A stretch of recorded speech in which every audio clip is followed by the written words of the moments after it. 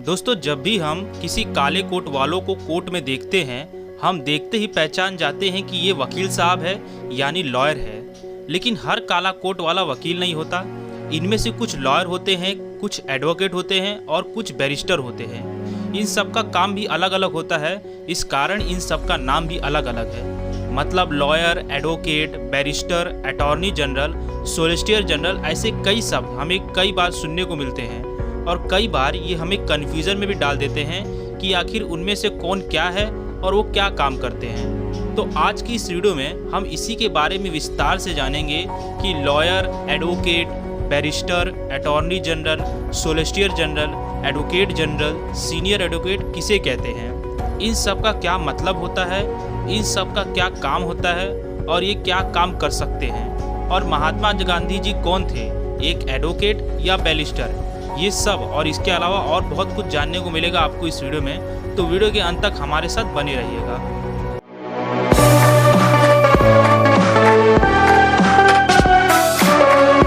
Hello friends, मैं सौरभ शुक्ला आपके अपने YouTube channel ultra GK study में स्वागत करता हूं। तो दोस्तों, सबसे पहले हम बात करेंगे लॉयर यानी कि वकील के बारे में। इस इमेज को देखिए, ये है लॉयर का यूनिफॉर्म। दोस्तों, बेसिकली लॉयर हम उस व्यक्ति को कहते हैं जिसने लॉ की पढ़ाई की हो और लॉ के क्षेत्र में डिग्री को हासिल किया हो। यानी कि जिस व्यक्ति ने अपने 3 साल की एलएलबी या 5 साल के एलएलबी कोर्स को पूरा कर लिया हो, ऐसे में वो लॉयर की उपाधि हासिल कर लेता है। मतलब लॉयर बनने के लिए एलएलबी यानी कि बुद्धिस्ट स्नातक की डिग्री होना ज़रूरी है। बुद्धिस्ट स्नातक यानी कि कानून के जानकार को हम लॉयर और अपनी भाषा में हम उसे वकील कहते हैं, जो इस तरह का ड्रेस पहनते हैं। अब लोगों के मन में ये सवाल उठता है कि लॉयर किसी क्लाइंट को कोर्ट में रिप्रेजेंट कर सकता है? तो दोस्तों, इसका जवाब है नहीं। दरअसल कोई भी लॉयर अपने किसी भी क्लाइंट को कोर्ट में रिप्रेजेंट नहीं कर सकता और ना ही उसके किसी भी मुद्दे पे कोर्ट में जाके बहस कर सकता है। यानी कि लॉयर किसी के अधिकार के लिए नहीं लड़ सकता। एक लॉयर का काम होता है कि वो अपने क्लाइंट को लीगल एडवाइस दे सकता है और उनके लिए सभी लीगल डॉक्यूमेंट्स तैयार करके दे सकता है। और जब एक लॉयर अपनी दुसियाई यानी कि बार काउंसिल ऑफ इंडिया के एग्ज़ाम को पास कर लेता है और बार काउंसिल का सर्टिफिकेट हासिल कर लेता है, तो ऐसे में वो खुद को बार काउंसिल में एनरोल करके एडवोकेट की उपाधि हासिल कर सकता है, जिसके बाद वो कोर्ट में अपने क्लाइंट का पक्ष भी रख सकता है। तो अब दोस्तों बात करते हैं कि बैरिस्टर किसे कहते हैं। इस इमेज को देखिए, ये बैरिस्टर का ड्रेस है। बैरिस्टर शब्द उन लोगों के लिए यूज़ किया जाता है जिन्होंने अपने कानून की पढ़ाई को इंग्लैंड में पूरा किया हो। मतलब जो लोग लॉ की डिग्री भारत से लेते हैं उन्हें हम लॉयर कहते हैं, और वही जो इंग्लैंड से लॉ पढ़ के आए हैं उन्हें हम बैरिस्टर कहते हैं। दोनों का मतलब एक ही होता है, और लॉयर की तरह बैरिस्टर भी किसी क्लाइंट को कोर्ट में रिप्रेजेंट नहीं कर सकता। इसे हम इस तरीके से समझ सकते हैं कि महात्मा गांधी कानून की पढ़ाई के लिए इंग्लैंड गए थे और वहाँ से बैरिस्टर बन के भारत लौटे थे। अगर इन्होंने भारत में पढ़ाई की होती तो इन्हें लॉयर कहा जाता। अब दोस्तों बात करते हैं एडवोकेट यानी कि अभिवक्ता किसे कहते हैं। इस इमेज को देखिए, ये एडवोकेट का ड्रेस कोड है। एडवोकेट को हम अपनी भाषा में अधिवक्ता कहते हैं। अधिवक्ता का मतलब होता है आधिकारिक वक्ता, जिसके पास कानूनी तौर पर ये अधिकार होता है कि वो अपने क्लाइंट की तरफ से कोर्ट में उसका पक्ष रख सकता है और उसके समर्थन के लिए कोर्ट में बहस भी कर सकता है। एडवोकेट वो इंसान होता है जिसने लॉ की डिग्री पास कर ली है और वो बार काउंसिल में एनरोल हो चुका है। एडवोकेट के पास कोर्ट में प्रैक्टिस करने का लाइसेंस होता है, जिसके बाद वो कोर्ट में अपने किसी भी क्लाइंट का पक्ष रख सकता है। इस तरह हर एडवोकेट एक लॉयर हो सकता है, लेकिन हर लॉयर एक एडवोकेट नहीं हो सकता। अगर लॉयर अपनी बार काउंसिल ऑफ इंडिया के एग्ज़ाम को पास कर लेता है तो ऐसे में वो एडवोकेट में प्रमोट हो सकता है और कोर्ट में प्रैक्टिस करने का लाइसेंस ले सकता है। अब दोस्तों, ये एडवोकेट भी 3 अलग अलग तरह के होते हैं, जैसे एडवोकेट, सीनियर एडवोकेट और एडवोकेट ऑन रिकॉर्ड यानी AOR। तो इन तीनों का मतलब भी समझ लेते हैं, जिसमें से हमने एडवोकेट के बारे में समझ लिया जो बार काउंसिल में एनरोल होते हैं और जिसके पास कोर्ट में प्रैक्टिस करने का लाइसेंस होता है, साथ ही वो किसी के पक्ष में बहस भी कर सकता है। दूसरा है दोस्तों सीनियर एडवोकेट यानी कि एडवोकेट जनरल या वरिष्ठ अधिवक्ता। तो सीनियर एडवोकेट यानी कि वरिष्ठ अधिवक्ता की उपाधि सुप्रीम कोर्ट और हाई कोर्ट के द्वारा दी जाती है और ये उपाधि किसी एडवोकेट की योग्यता को देखते हुए दी जाती है। तो सीनियर एडवोकेट बनने के लिए क्या क्या एलिजिबिलिटी देखी जाती है?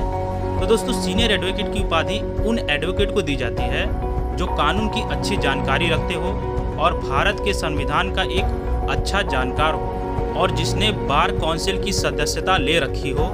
और सीनियर एडवोकेट के लिए उम्र करीब 45 साल की होनी जरूरी है और साथ ही उसे 10 साल से लेकर 20 साल तक का प्रैक्टिसिंग एक्सपीरियंस होना चाहिए। इसके अलावा सीनियर एडवोकेट की उपाधि के लिए विशेष योग्यता भी देखी जाती है, जैसे कि एडवोकेट अपनी प्रैक्टिस के दौरान कितने मामलों में शामिल हुआ और उनमें से कितने फैसले उनकी सहमति में आए या कितने फैसले उनके खिलाफ आए। दोस्तों एक बार सीनियर एडवोकेट बन जाने पर उनका ड्रेस कोड पूरी तरह से बदल जाता है और यहाँ तक कि उनकी फीस भी बढ़ जाती है।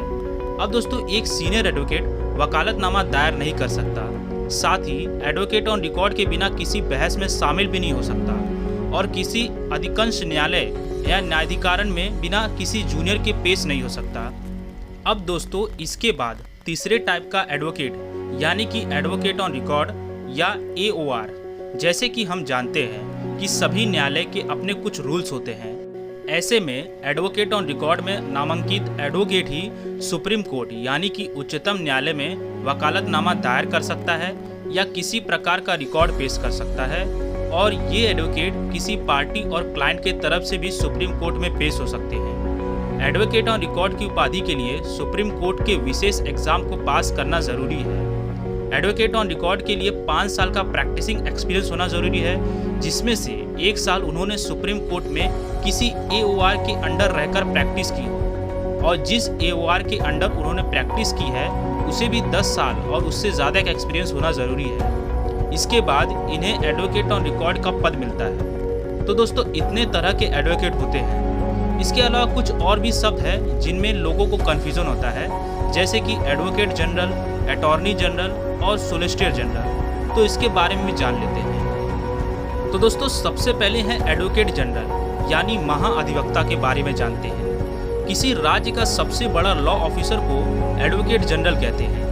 भारतीय संविधान के सेक्शन 165 के अनुसार सिर्फ स्टेट गवर्नर ही एडवोकेट जनरल को अपॉइंट कर सकता है। एडवोकेट जनरल स्टेट गवर्नर को लीगल एडवाइस देने का काम करता है और साथ ही ये कोर्ट में स्टेट के पक्ष को रिप्रेजेंट भी कर सकता है। इसके अलावा एडवोकेट जनरल को विधानसभा और विधान परिषद की कार्रवाई में बोलने और सदन में बहस करने का भी अधिकार होता है। अगर स्टेट गवर्नर चाहे तो कभी भी एडवोकेट जनरल को उसके पद से हटा सकता है और एडवोकेट जनरल को मतदान करने का भी अधिकार नहीं है। उसके बाद दोस्तों आते हैं अटॉर्नी जनरल यानी कि महान न्यायवादी के बारे में जानते हैं। संविधान के सेक्शन 76 के अनुसार अटॉर्नी जनरल की नियुक्ति राष्ट्रपति के द्वारा की जाती है। अटॉर्नी जनरल सेंट्रल गवर्नमेंट को रिप्रेजेंट करते हैं और सेंट्रल गवर्नमेंट के तरफ से उनका पक्ष रखते हैं। अटॉर्नी जनरल का काम सेंट्रल गवर्नमेंट को कानूनी तौर पर लीगल एडवाइस देना होता है और साथ ही राष्ट्रपति से मिलने वाली लीगल प्रोसीजर को निभाने की जिम्मेदारी भी इन्हीं के हाथों में होती है। और अटॉर्नी जनरल को देश का फर्स्ट लॉ ऑफिसर भी कहा जाता है। अब दोस्तों अटॉर्नी जनरल देश के किसी भी अदालत में पेश हो सकते हैं, लेकिन सरकार के खिलाफ नहीं। अटॉर्नी जनरल का कामकाज देखने के लिए उनके पास सोलिसिटर जनरल की एक टीम भी होती है और अभी हमारे देश के करंट अटॉर्नी जनरल है के वेणुगोपाला। अब दोस्तों सोलिसिटर जनरल के बारे में भी जानते हैं। जैसे कि हमने समझा कि अटॉर्नी जनरल के हेल्प के लिए 4 एडिशनल सोलिसिटर जनरल को भी सेंट्रल गवर्नमेंट के सहमति के बाद राष्ट्रपति द्वारा नियुक्त किया जाता है। तो सोलिसिटर जनरल उन एडवोकेट को बनाया जाता है जो सुप्रीम कोर्ट में न्यायाधीश बनने योग्य होते हैं। सोलिसिटर जनरल अटॉर्नी जनरल के अधीन काम करते हैं और उनके दिए गए निर्देशों का पालन करते हैं। सोलिसिटर जनरल सरकार के अलावा किसी अन्य व्यक्ति को भी कोर्ट में रिप्रेजेंट कर सकता है। सोलिसिटर जनरल के पास ही अधिकार होता है कि वो भारत के किसी भी कोर्ट में पेश हो सकता है। तो दोस्तों इतने टाइप्स के एडवोकेट और लॉयर होते हैं जो हमने आपको आज इस वीडियो में बताया। तो दोस्तों ये था अलग अलग काले कोट वाले वकीलों का मतलब। उम्मीद है आपको हमारा इस वीडियो से कुछ जानने को मिला होगा। अगर आपको हमारा ये वीडियो पसंद आया हो तो इस वीडियो को लाइक करें, ज़्यादा से ज़्यादा शेयर करें और ऐसे ही नॉलेजेबल वीडियोस के लिए हमारे चैनल अल्ट्रा जीके स्टडी को सब्सक्राइब करें। मिलते हैं ऐसे ही वीडियोस के साथ, तब तक के लिए वीडियो के अंत तक बने रहने के लिए आप सभी का दिल से धन्यवाद।